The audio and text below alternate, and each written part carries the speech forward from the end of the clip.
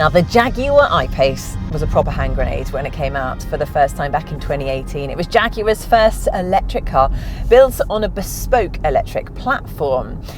It had a slick style about it, and well, at the very heart, it was just a really good EV.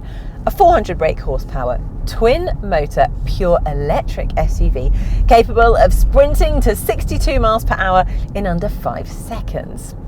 Not to be sniffed at. Then it went off and won tons of awards, over 60 different awards, including World Car of the Year and Green Car of the Year. So the I-PACE really did set the standard for how luxurious electric SUVs should drive. And well, it set the standard pretty high, and it's been improving ever since. And well, truth be told, even if it is now quite a familiar sight on our roads, it's still one of the best electric cars on the market, bar none. But time seems to move differently when it comes to electric cars, and a couple of years can feel like a lifetime.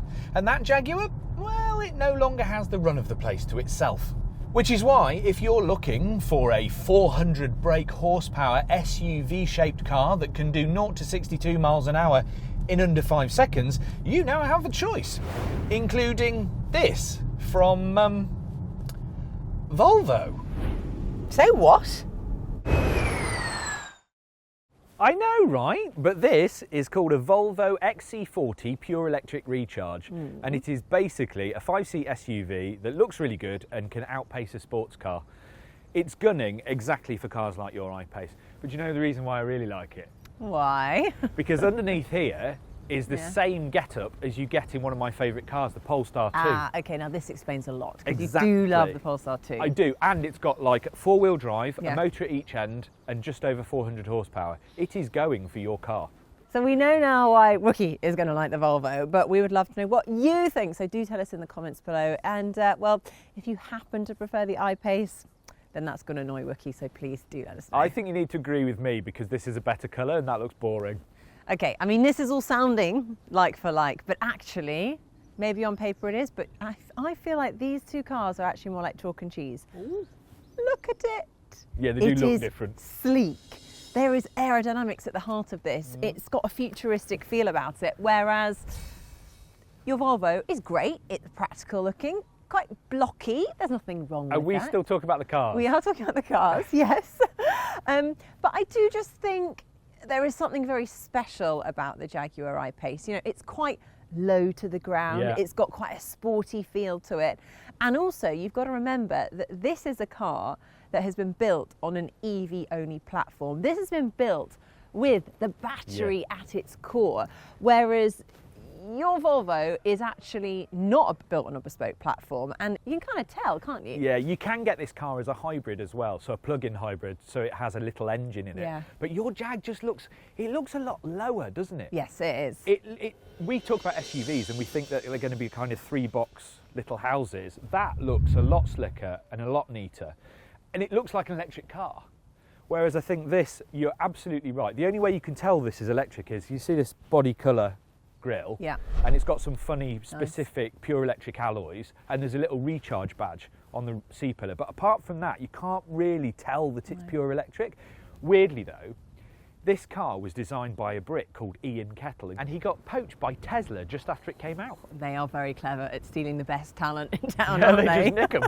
I like that, I'm going to have it. But back to the Jag, I just think I really love it because it takes everything one step further. And you know that this is a car that has been built with electric only in mind. Yeah. Take, for example, look at the shape of it. Yeah. It's got quite a short front nose. It's got quite a short rear, so you've got more space in the core heart of the body. And fun little fact for you, which is why I think this is much about function as it is about form, is behind this little grille here, we have these clever vanes that change how the air is moved through the car. Yeah. So there's this little aerodynamic vent here. You can either, if you want to be super aerodynamic, allow the airflow to go in and up. Yeah. However, if you want to cool the battery, the little vanes redirect the air and go inside and cool your battery, which I think is really smart. It is clever, and Nice bit of it kit. does point out the fact that it was built to be a bespoke electric car, doesn't it? Exactly. And Yeah. again, I really like the fact that you can tell this is an electric car by just looking at it. Yeah. You don't need to know that it's a Jaguar I-PACE. Just by the style and the shape, you know it's an electric. Without shouting about it as well. Yeah, That's right. yeah. It's quite cab forward as well, so it's not the usual blocky. I'm back to feeling blocky again. You're making me feel like this isn't stylish, but I think it is. I mean, look at it. It just looks cool. The one thing I do like about yours is that you can step up into the you driving like it seat. to be more of an I SUV? do quite like a step up. You see, I feel like that's more of a raised saloon. Do you know what I Yeah, mean? exactly. It's really low. I But agree. I don't mind not being higher up. I think a lot of people I know like that, they call it command driving position, don't they? Where you are sat slightly higher. Doesn't bother me. But the Jag feels a little bit slinkier. You know, this feels a bit... Oh, he likes being slinky, do you? I don't want to talk about it. The Jag is better at how it uses the space available. The Volvo has a 413-litre boot, and the Jag's is a tiny bit bigger, plus there's more room in the back. A tiny bit bigger? That's 577 litres, that is. That's way bigger. And yes, it's nicer for passengers in the rear, plus it has a handy for cables little front boot. I've got one of them though, and it's bigger. By litres. By how much? Use your words, please. By 4 litres. OK, so it's pretty much the same size. Still handy though.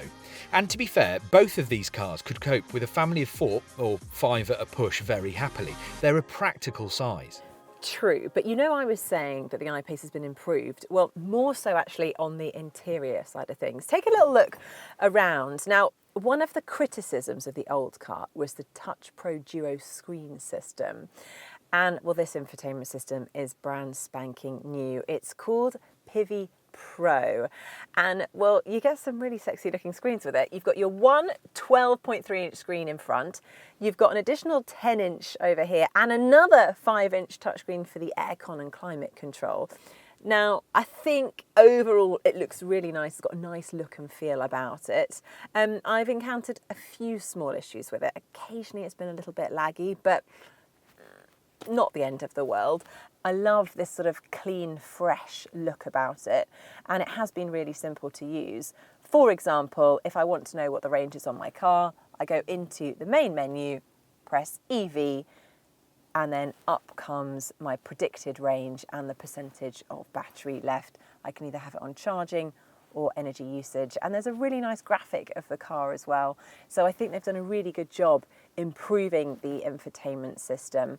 Now, I really like having the physical buttons for the climate control, although some of our Electrifying colleagues found it a little bit confusing because you do have to you have to push in to control your temperature of the seat, but then you have to pull out to set the level of the fan, and then you have to pull out, push in to set the climate control. So it is a little bit clunky and a little bit fiddly, but I do like having the physical buttons, that's for sure. And then at the same time, you've got your touchscreen to actually set more specific air temperature and airflow. Plus, the I-PACE is pretty much stuffed with all the latest technology you could ever hope for. There is an app to control things like charging and preheating. There's connection for your smartwatch with the remote function. There is sat-nav that models traffic and charging points. There's Wi-Fi hotspot capability, and then the usual suite of app functions from your mobile, stuff like smart settings that automatically recognises the user when you get in the car, so then sets the seats, the mirror, and the radio as soon as you get in, which is nice and handy, particularly if lots of different people are using the car all the time. Generally, I think it just looks really nice inside. There's a real premium feel, and it's definitely something that I am really enjoying from the driving position here. It is different in here. It's not necessarily worse, just different. I mean, the Volvo is a lot more kind of grown up and calm than the Jag. Saying that, there's quite a lot of tech. You get a big configurable digital display in front of you, and then there's this portrait touchscreen in the middle, and it's got Android and Google baked in, don't forget, just like that Polestar that we like so much. So you get things like maps, different configurable tiles. You can set it up how you want with the functions that you use the most. It's got Google Assistant, so Google, navigate to Westminster Bridge. Navigating to Westminster Bridge. And you know what? The best thing about it is it actually works. It does exactly what you think it will do. There are a few things I don't like. I mean, the Jag feels a lot more techie and a lot more kind of modern, but there's nothing in this Volvo that would scare you. I would prefer it if this seat would go a little bit lower, but the driving position allows you to place the car very easily on the road, and it makes it good for in terms of sight lines and parking. There's quite a big blind spot in the C-pillar, but that's because the car looks quite cool, so they've got quite a thick C-pillar. It needs the reversing cameras or you will be bouncing off stuff. And generally, it's quite a lot darker than the Jag, so it makes it feel a little bit smaller. It's less exciting, but it is thoughtful and useful. And there's plenty of storage and all that stuff. It's even got a little litter bin here, which I actually quite like. It's a small thing. The funny thing about the Volvo is, even though it looks quite normal, there's quite a lot of the tech that it's almost hidden, like they've kept it all deliberately quite quiet. So you don't actually need to switch the car on. As soon as you get in, there's a sensor in this seat. So you walk up with the key and it'll unlock the door. Then you sit in the car and you literally just put it in drive and it's ready to go. So it's a clever, subtle car. There's even an owner's manual on board, look, that you can play with anything you want. It'll take over-the-air updates. It's got plenty of settings that allow you to check out what kind of efficiency you're getting from the drivetrain. This is it's kind of techie, but under the radar. And you know what? I quite like it. I still have a trick up my sleeve though. Actually, a couple of tricks. First, the Jag has a bigger battery than the XC40. 90 kilowatt hour plays 78 in the XC40, and that translates into more range.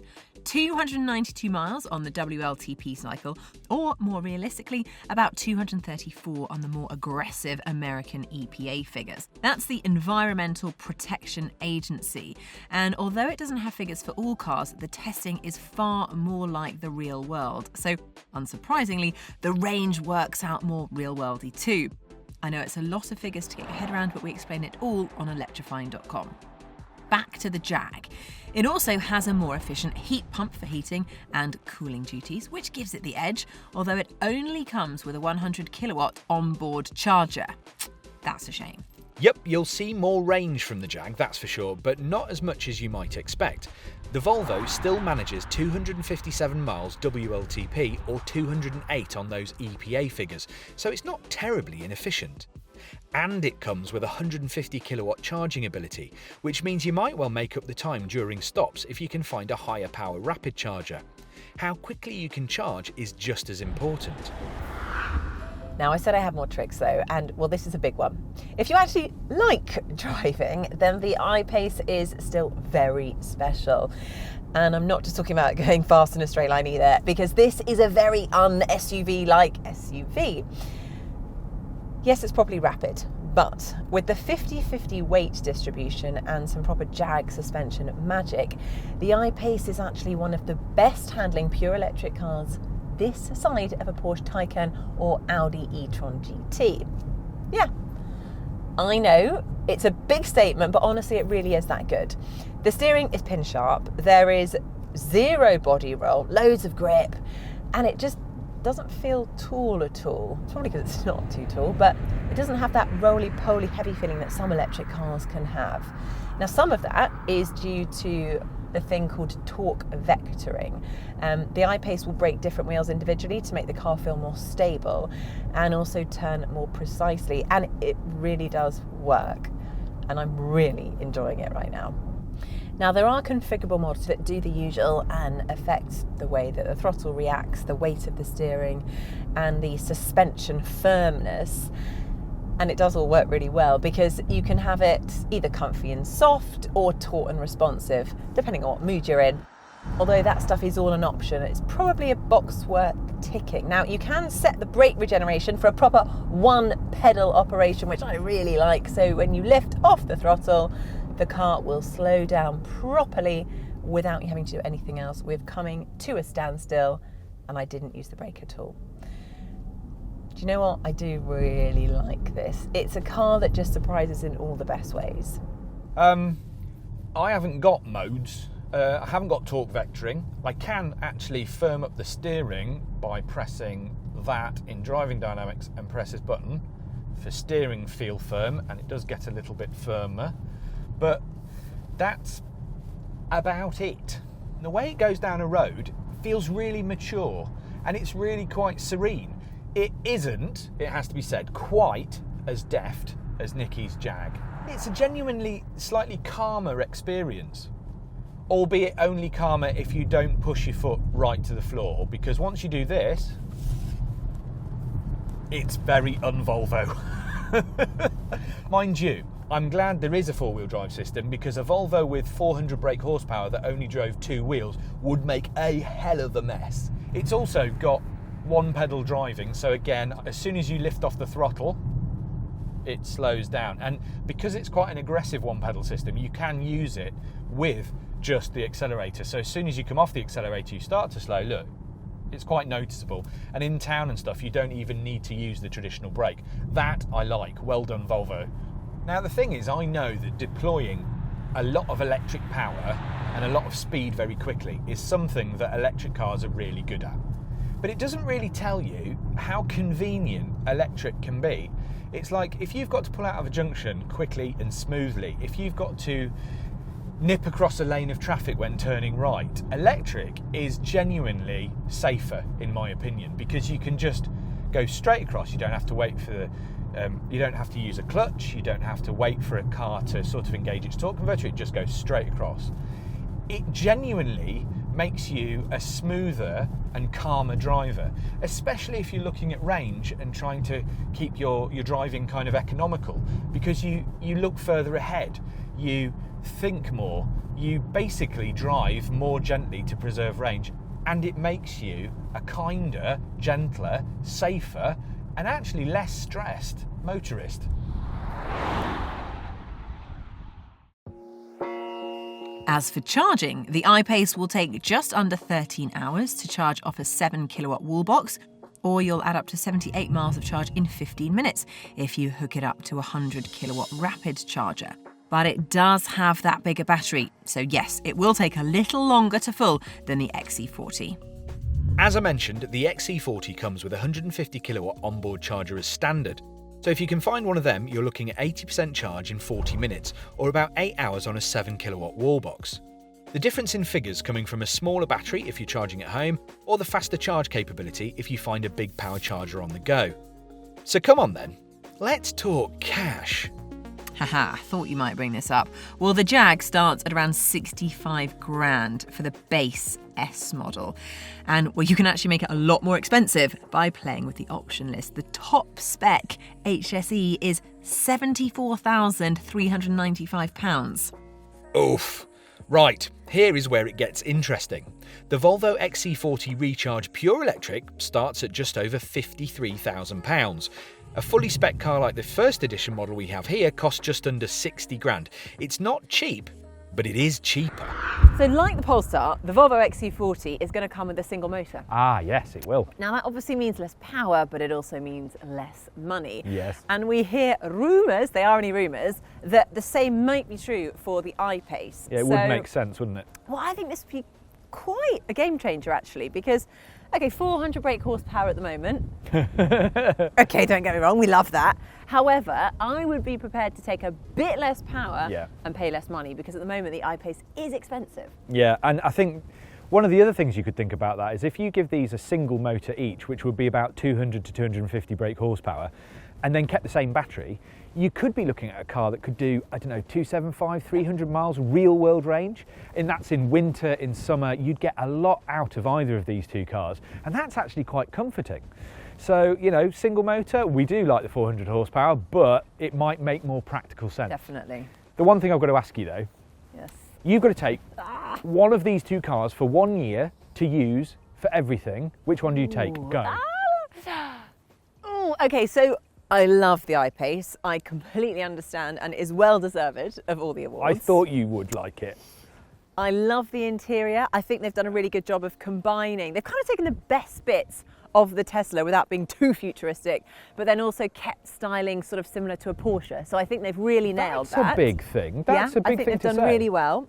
However, there is a little but, and that is that, oh, dare I say it, as a practical mother and having to put a child in a car seat and take them out and in all the time, having a little bit of extra ride height in the Volvo does actually make a difference. It is slightly more practical, isn't it? It downside is the smaller boot, but I would be prepared because of just the toing and fro and getting him in and out. I do think, and also it's cheaper, so I've got it. Can I take the Volvo and get the spare 10 grand and go on holiday with it? Well, it would be your money, so yeah, I suppose that would work. Okay. And the reason I'm going to let you get away with that is because I arrived in the Volvo thinking that it wouldn't be beaten by the I-PACE because the I-PACE was a little bit older, and the Volvo is a very good pure electric car that covers loads of bases. It's really practical. And then I sat in the Jag and looked at the inside of the Jag and drove it around a little bit. And I thought, do you know the reason it's won all those awards? Is because it's really, really good. And actually, if I was going to have a pure electric car, I want one that's been designed as a pure electric car, and I think that does the best job of it. So that's worked out quite well. We're just going to swap. I'm going to take the Jag. I'm quite sad that I'm omitting the fact that I'm now a practical mother. Oh, you're all right. I've got 3 kids. It's quite a lot more. I can't get in. Nikki, have you got the key? So there you have it, 2 different takes on a very similar subject, but very different executions. And if you want to know more about any of the rest of the competition, then please head to electrifying.com and we'll tell you all about them. There's a rather long list.